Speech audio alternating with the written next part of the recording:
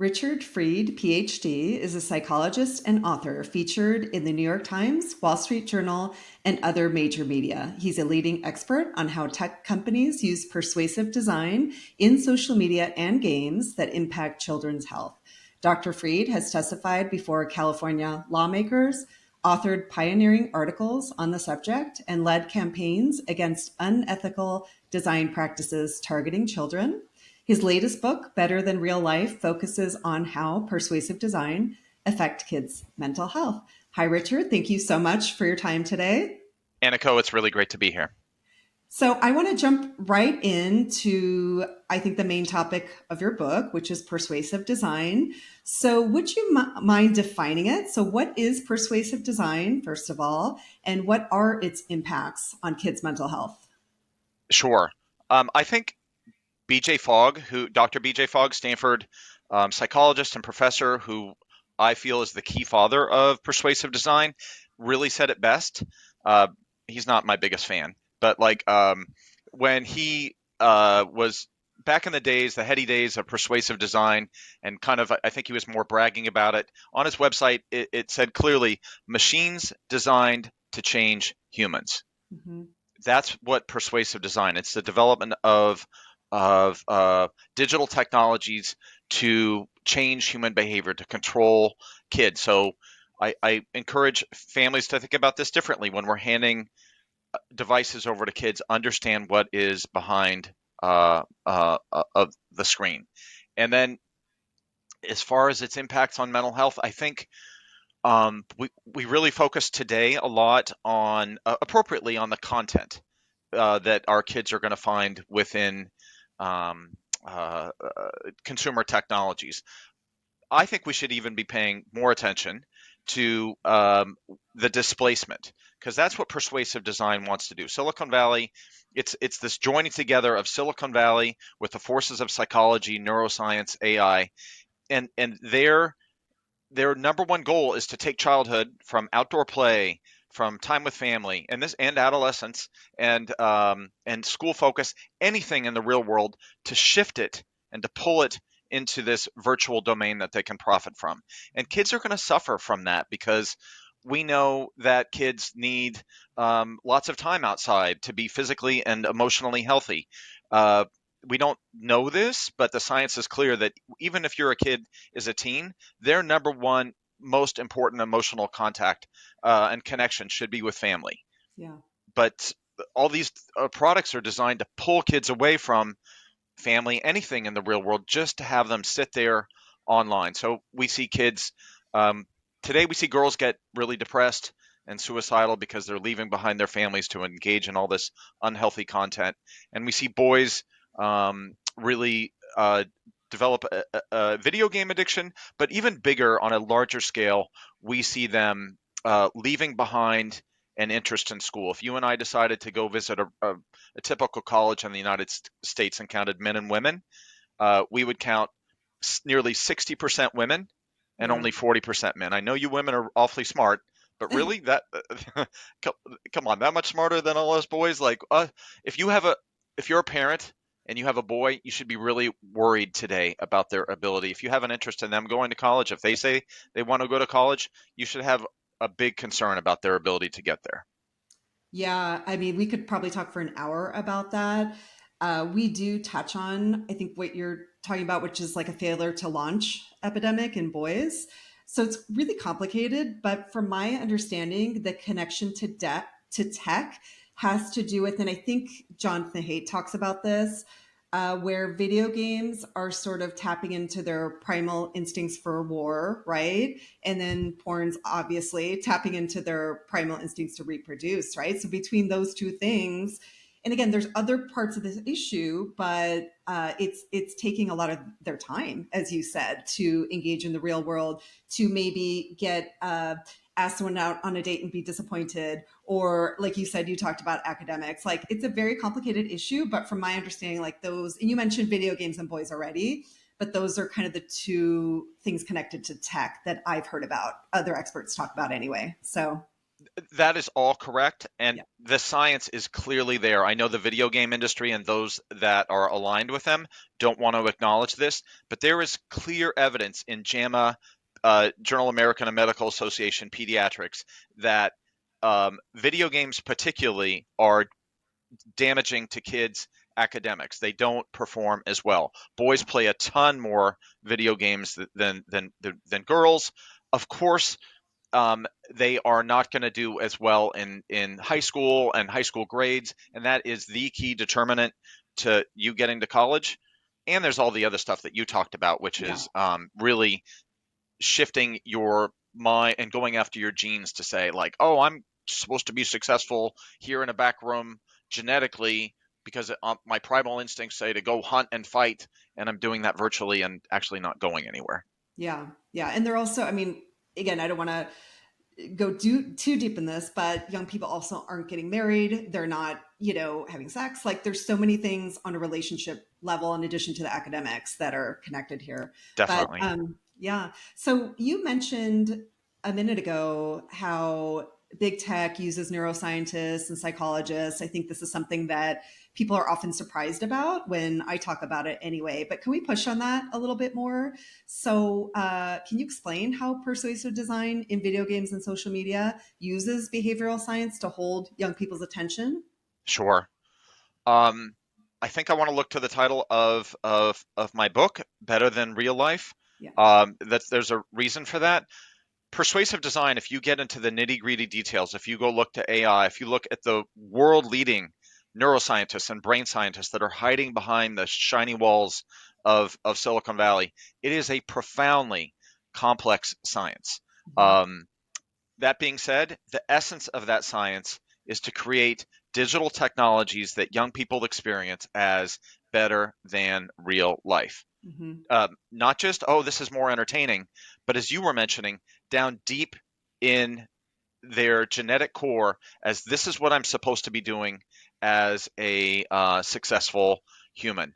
And Mhm. what's interesting is we really see there's many different forms of persuasive design. One of the key ones that I talk about in my book is supernormal technology, what I call Mhm. supernormal technology, which is coming off of supernormal stimuli, Mhm. which is a concept invented by Nicholas Tinbergen, a Dutch biologist who won the Nobel Prize for it.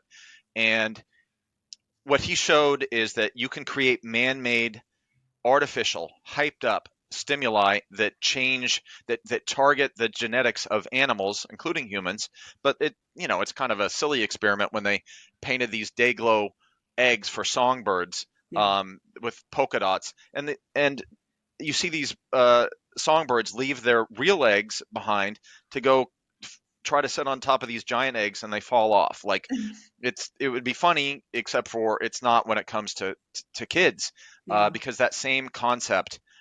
And with supernormal stimuli, what you see are two things: an addictive or compulsive response, number one, and then you see a leaving behind of what you're supposed to really be doing as a person or an animal. Mhm. Um, so, what you do if you're the social media industry is you create and it oftentimes is gender based. My mom is very wanting genders to be very fair and so forth. She would yell at me if this was not true. But social media really goes after girls have a relative strength in. In their ability to be social and their Mhm. altruistic behavior. And social media creates an artificial, fake, hyped up, man made stimulus that's never been seen before by quantifying social relationships and numbers and gamifying that. Oh, like, how much can I get?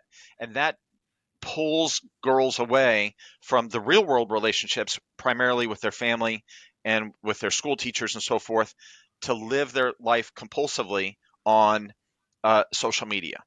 And then for boys, just as you were mentioning at the beginning, at the beginning, boys for 4 million years, life was really hard when we were hunter gatherers. Our job as boys was to learn how to hunt and Yeah. fight and build shelter. And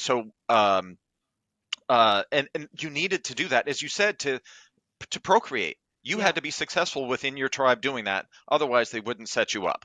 So, anyway, that Yeah. is down deep in boys' genetic core. So, what we're going to do is we're going to create a hyped up, artificial, extremely violent um, stimulus in video games where you don't actually have to get out of bed, Yeah. and you just push buttons. To be a real hunter and a real fighter is hard work and dangerous work, and takes years of practice. Kids sit up in bed, they grab a controller, they push a few buttons, and they're they're deep down in their genetic core is they're saying this is what you need to do genetically to be a successful human, to actually, oh, I'm doing this to, and I'm going to be in my tribe and gain status. Meanwhile, they're in their back room, just like you said, not moving forward with academics, oftentimes not moving forward with real life or real relationships. Yeah. Um, I'm so glad you cover super stimulus because it's actually in our high school and college curriculum. I don't know if I told you that, but it's such a key thing to understand. So thank you for explaining that. And I don't think your mom should be mad at you about the gender stuff because we are, I mean, it is biology. We are wired.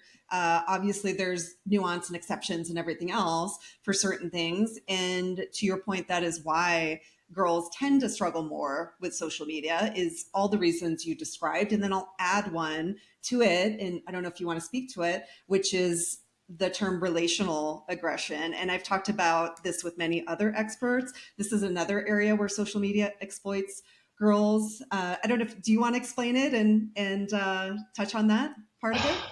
I mean, what I really want to say is the industry and the handmaidens of industry are going to try to get you to completely change how our thinking is, to that it's appropriate for you once you're a preteen or a teen to leave your real world behind to go live in this Lord of the Flies, peer dominated, stranger dominated environment. Um, that's never been the case. We as humans have lived in small hunter gatherer societies of 60 or 70 or 80 people. If you think about, like, all right, there might be a little bit, there would be very few teens. They would be overseen or helped by all these elders and their parents and grandparents. Like, they didn't allow, everybody was on the same page. We Mm-hmm. needed to work together to survive. Now it's supposedly normal for kids to leave these people that love them and care about them, their families, behind, to go live in a place of that.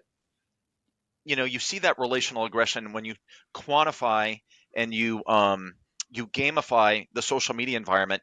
Like, when girls get, like, post a picture and they get few likes, like, they will be ridiculed, and Yeah.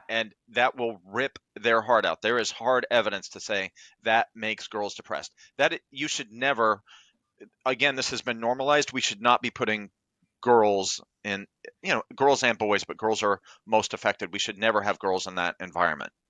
And then just to like clarify, my understanding of relational aggression is this tendency of girls to basically elevate their social standing by tearing down other girls. I mean, I don't know if there's a better way of putting it. So this is something that, girls have done starting with this tribal setting, but now it's just is supercharged. I think is what we're both saying. It's very public. The volume, the visibility of everything is just turned up to 1,000.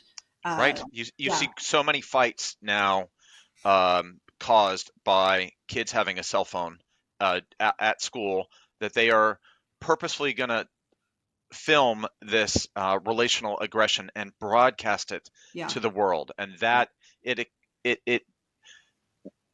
the social media industry would like to convince us that all of these kids have its best interests and it's a lovely community. It is not. It is making our girls depressed. Yeah. It's kind of taking the worst parts of our humanity and turning those up for sure. Correct. Okay, well, let's jump a little bit to your clinical practice. So, I'd love to know in your practice, what effects have you seen from the use of modern screen technology by kids? This is showing my age a little bit. I've been in clinical practice for a little more than 25 years. Um, I see what the science says. It's it's pattern recognition. It's tragic. You just see when you see a preteen or teen girl in your practice, they are so often affected by their going down the rabbit hole of social media, and they're well-meaning parents who have been told that to give their kids a phone early on and just to watch girl and just set appropriate limits on it, and it changes the dynamic of the parental relationship. And I hate you, mom, and it gets um, girls because of this persuasive design become so obsessed, and I think someday we're going to label it an addiction. But right now we can say so obsessed and develop such a unhealthy relationship because it's not. We should never say it's girls' fault. This environment has been Right. purposefully designed behind the screens to do that. So you watch families get ripped apart and fall apart, and it's sad and tragic, and young people do not understand what is happening to them. They're being exploited. Even older teens can't, you know, I doubt if I could have understood what persuasive design was when I was in my early 20s. Like, it is a remarkably difficult and complex concept to really get your head around, that this industry is doing this. And we say, like, oh, this teach the kids that if they just do this and that. Like, no, we have the world's best neuroscientists and brain scientists going after kids. So I see that in my practice. Boys, again, you see extremely capable boys. I see boys that are um, that arguably the smartest kid in their school. I've just like blown away. And I've seen just a couple of kids here that they're so smart that they can understand at an intellectual level what persuasive design is and how video games have pulled them away from academics, but they will articulate, I can't keep my hands off of it. I know what it's doing to me, but they're essentially describing addiction. I Yep. know it's harmful to me, but I can't stop and I can't bring myself to study. And I'm either going to fail out of school, or when kids could have gone wherever they wanted to go to college or wherever they wanted to go into a trade or whatever they wanted to do, and they just are struggling to leave home. So it's broken down so much by gender. And then you see, I was on a call the other day, and uh, I think it was Brett Kennedy who was saying, who handles he was saying we should all invest in drywall. You do not know how many, especially boys, have put their hands, I mean, through drywall, through a wall when parents have tried to limit their video games. It is, Yeah. yeah, I understand. And then it gets worse. Moms get Yeah. pushed around, and kids end up having the police called on them. So I see that a lot. Yeah.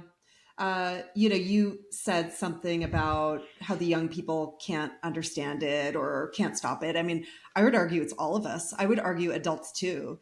Uh, can't understand what it's truly doing to them. And I'm in the tech industry. Like, I know how this stuff works, but I can feel it affecting me. I had to remove Instagram from my phone about a year and a half ago because I could feel myself comparing myself to others and just not feeling good and everything else. But I think if you're not aware, you might not connect those dots. I mean, look at all the issues we're having with adults with like divisive politics, or even if we look at parenting, kind of all the parental fear or the parental comparison that's going on. I've talked to so many experts about that. I mean, shopping, this is something where parents are so dialed in and not understanding why, they're buying things they don't need. I mean, I can go on and on, but I would say I would add adults to that too. I don't think adults either understand the mechanics or can stop themselves or both. So I think it's all of us.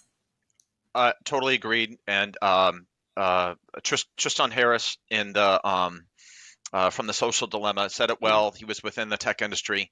He called it a race to the bottom of the brainstem. He says, Yeah. you can build a 747, um, but this is going to go. You can be a highly intelligent engineer, but this is going to go for parts of your brain that are way down the animal scale that we have less awareness of.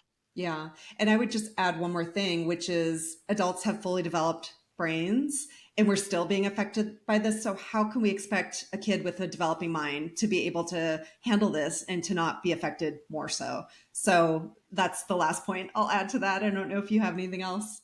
I you when you see a lot of the people out there who say we're just going to teach kids how to handle this, No. you have to you Yeah. don't they're not understanding the brain science, but even more than that, we need to understand, please understand, you the people that say that have often been deceived by people who say they are health based, but they Yeah. are industry funded and industry Right. aligned. So Yeah. that is where you're essentially repeating, and look behind the scenes and see who's paying for that message, and you're going to really unfortunately be finding yourself repeating industry talking points. Yeah. So let's get to that. Let's get to big tech. So, big tech companies have introduced tools and products for young users. So, for example, Instagram Teens accounts, Snapchat's Family Center.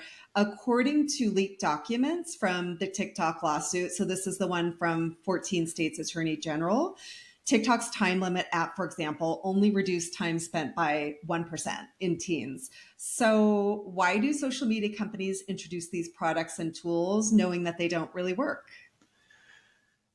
Um, I think when we are trying to figure out what big tech is doing, they are employing big tobacco's playbook.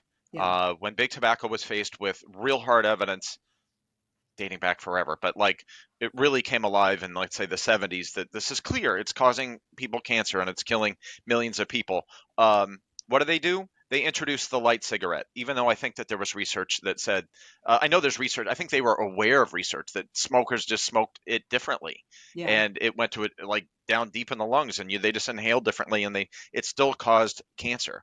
yeah. So I think we're seeing the same thing now. Like, we're gonna come out and say, oh, we're here to protect you, but it's essentially industry, and we're saying, oh, rely on self-regulation, and I think we're going to hopefully realize that's an epic fail.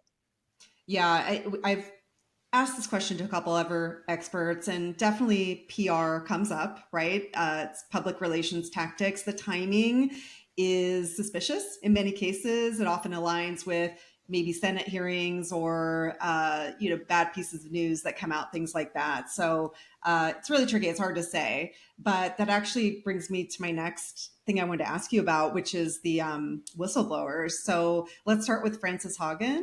She was one of the first social media whistleblowers. So she testified in 2021 that Meta prioritized profit over safety and showed how the company had been trying to study and attract children as young as 4. And in 2023, we had former Meta executive Arturo Bejar. I think I'm saying that right. He alleged the company was aware of harms to its youngest users, but declined to take action. He provided emails to leadership, including Mark Zuckerberg, with data that revealed harms, including unwanted sexual advances, identity discrimination, lowered self worth. I know that's a lot there. So, my question is, why are big tech companies going after young users when they know their products are not healthy and safe for developing minds? So, it's sort of building on what we just talked about. Yeah. Shout out to Frances Haugen, just like a hero of mine. Yeah. So thank you for what you did. I'm glad you mentioned her. Um, I, uh, I, in Better Than Real Life, in my book, I coin a term called what I call the Silicon Valley exception, which Mhm. is this myth, this widely held myth, that somehow social media corporations are different somehow than any other corporation, and that they are going to supposedly somehow prioritize children's health rather than founder and shareholder profits. Really? Where is the people that say that are typically industry funded, like, or push that myth like they're somehow going to be. So we need to be really mindful just of any we hold industry accountable for whatever they do, and we should. I think the shine is coming off of Silicon Valley industry to say we're all waking up and seeing through people who are claiming that they have kids' best interests in mind. Yeah. And just to be clear, we could talk about the original COPA from 1998, which is where we got the 13 plus. So, there is a 13 plus rating on them, and it's just tied to that law. But what we're talking about is evidence that they're intentionally going below that, right? Like that's That and why, um, try to go into a court of law and say that a 13-year-old is an adult in any kind of yeah, like abuse case. yeah, Like that's laughable. yeah, Um, Same with a 16-year-old. So stop with the BS. Like this is just um, it's just a corporate fed lie that our government has not um, accounted for, and it's unfortunately pushed by again people who are claiming that they're health based when they're actually industry funded. So what I think really needs to happen is a duty of care, hmm, um, which is whenever you make a product for kids, like if I was going to, you know, have a side hustle where I make some sort of product for, like, the first and foremost thing is I know I can't hurt kids. I'd be sued. Like, yeah, and why is, and social media and video games should be no different with yeah. respect. If we have clear evidence that it causes addictive behavior, if we have clear evidence that it causes mental health problems, industry needs to be held accountable, and our government needs to step up to do their job. Yeah, and that I was going to ask you about this too, but you are, I think, touching on the Kids Online Safety Act, which, and then COPA 2.0. So just to back up for a second, COPA, which I mentioned from 1998, so this was before social media was even invented, said that companies can't collect data from kids under 13. That was it. So it had nothing to do with are they ready? Like, is this safe or anything else? That's it, right? So the Kids Online Safety Act would have brought in a duty of care, which is what you were just talking about. And then COPA 2.0 would have at least raised it to 16, which is where they wanted it in the beginning, right? So, but it would have also had some youth mental health and safety components to it too. So I guess you've talked about duty of care, but do you think, I think you think that government should step in to help families, but is there anything else that you would add to duty of care on top of that? I think we see. I think this is gonna we're slow. We're gonna be slow in the United States because of big tech lobbying power. Hmm. As a parent, as a person otherwise who cares for kids, you need to understand how money is shaping the supposed science, how money is shaping policy, how money is shaping the propaganda that is going to you about what these products really do. I Hmm. encourage you to look behind the scenes. I really talk about that in Better Than Real Life, that all these, um, I call it the Silicon Valley propaganda machine. I talk about how science has turned its back on kids and aligned financially with industry. Like, this is not okay. But I think what you're going to see is other countries step forward first. Australia, Yeah. you have to be 16 to use social media. Hmm. And then in China, you can't play video games when you're until you're 18, except for on Friday, Saturday, and Sunday nights between like 8 and 9 p.m. Yeah. That's it. Hmm. They saw as a country how video games were taking down a generation of young people. Um, when we say that there are not going to be, when there aren't boys at colleges, I predict that there soon will be a bevy of Chinese boys at U.S. colleges because China is taking action to protect their kids.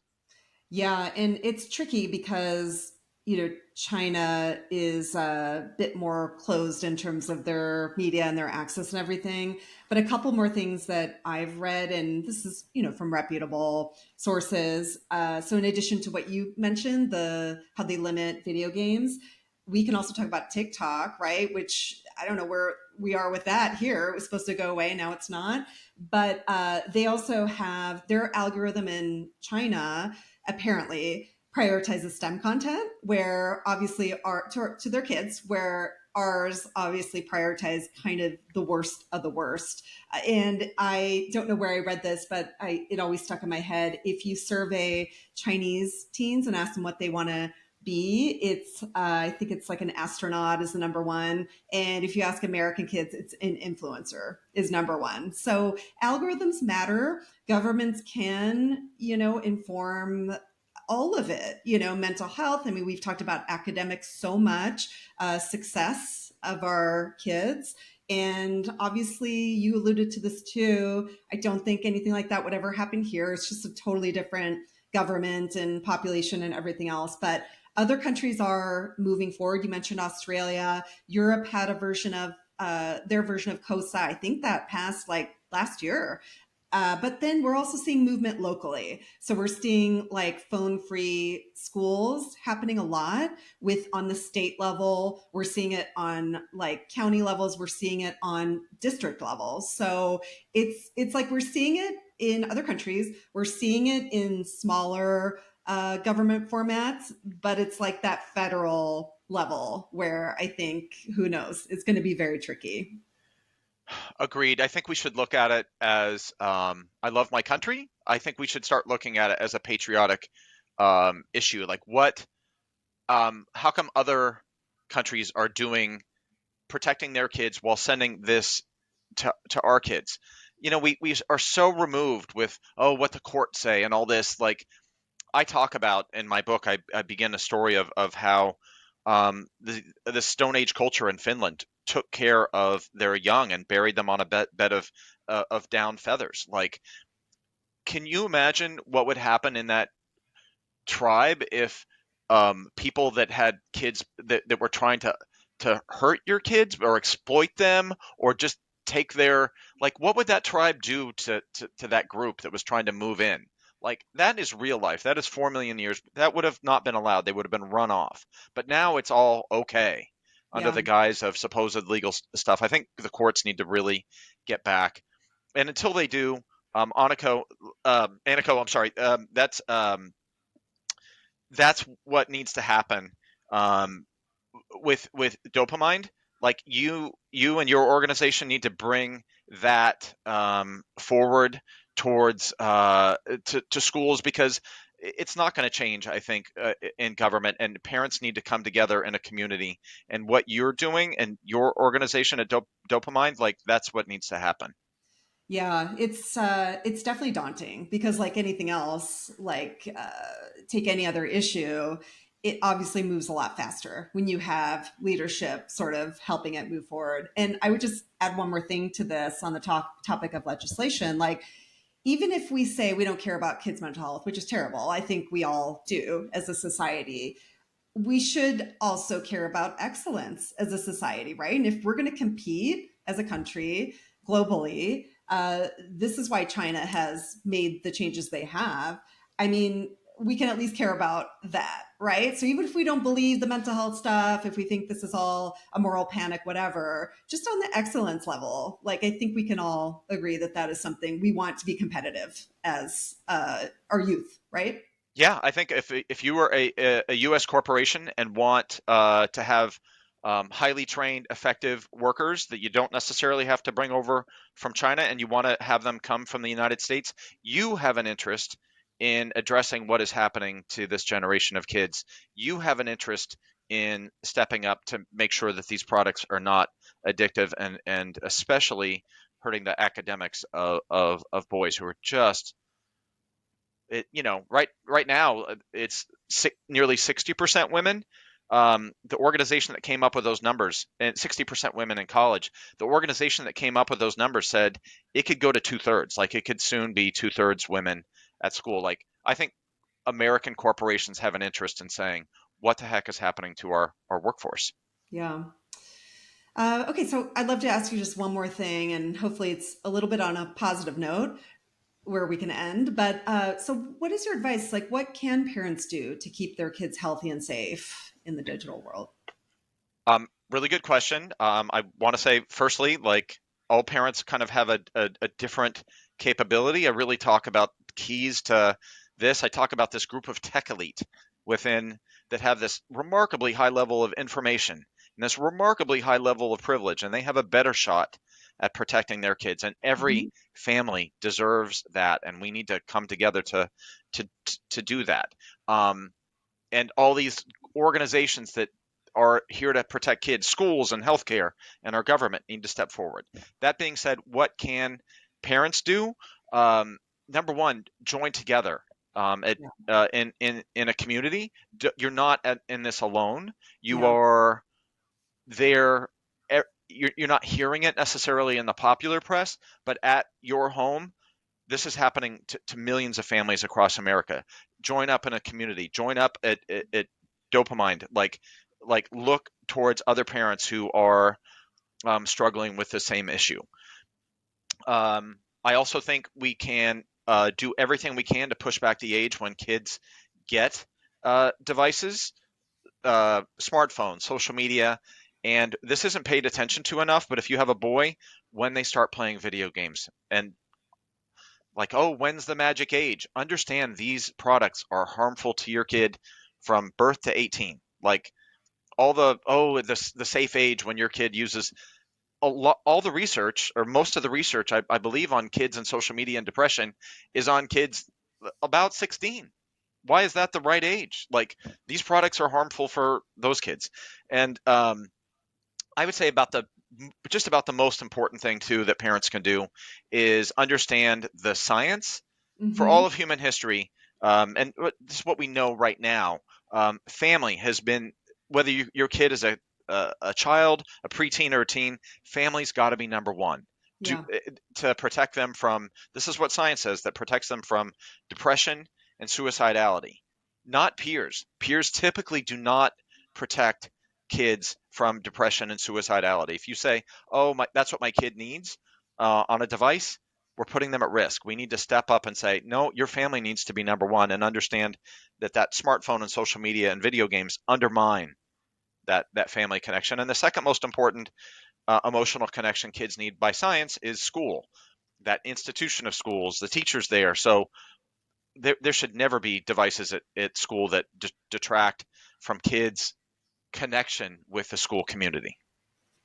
Yeah, I think you touched on it all. These are a lot of the things we advocate for as well. It's joining together. We're going to be stronger as a group. I cannot agree with you more, especially as parents. Everybody feels alone, but everybody is struggling. There's not one family I've met that isn't affected in some way, big or small, by this issue. I heard delay. I mean, all the studies, all the anecdotes, everything point to the less you give, the better the mental health outcome. And honestly, the easier it is to manage as a parent, right? Because once you give it, it becomes your job to manage it. I heard education, it's huge. I know we're all busy as parents, but taking a little bit of time to get educated on these issues is huge. You know, you can feel validated in your decisions, but you can also help your kids understand what's going on or maybe why you're going to delay. All that kind of stuff is so important. And then the last thing I heard was phone free schools. It's just such a no brainer. If you look at the charts, academics, mental health, everything, they all started right around the early 2010s where everybody, young people started having a supercomputer in their pocket. Like there is just no evidence that having a smartphone in a school is beneficial in any way. In fact, all we hear is anecdotes, and I believe there's studies as well, or research anyway, that says it's actually gives kids a sense of freedom. They're happier when they don't have to have I the say that in the burden. Wall Street Journal. Kids want to be away from their devices. They just need the support to do that. You can't be the one Right. kid walking up to a whole group of kids on their smartphones. Yeah. That would, I mean, destroy me Yeah. as a young person. I could, Yeah. so we can't do that. We need to support them. And They. I Yeah. just wanted to say like one thing, which is, oh, we talk about, oh, kids need to, like when we're considering phones at school, kids need to figure out how to protect themselves. That is not understanding how persuasive design works. Yeah. When you give a kid a phone at school, you're giving um, the Silicon Valley consumer technology industry a window to your kid's soul during school hours, and that's going to destroy their interest and their focus on what they should be doing throughout the school day. Yeah. I mean, I think it goes back to what you just said. Kids need our leadership. They need our leadership as parents, and then they need the schools to lead on this issue because there's not going to be some large legislation or force that's going to do this for us. So it's so important. We are in charge. We are the front line. So I tell parents that all the time. I think they feel helpless that they've lost control, but we can lead, and kids want us to lead. They like those boundaries. So um, yeah. So Richard, I've kept you longer than I wanted. I really, really appreciate your time. Thank you so much. I really appreciate your very direct, and critical outlook on the issue. I think we need voices like yours. I think a lot of people, I think, are afraid to kind of take that very direct stand. So thank you for your time, and I really appreciate it. Aniko, I really appreciate your forum, which is providing parents the science and the health and care that our kids need. So I appreciate, thank you for that. Awesome. Thank you, Richard.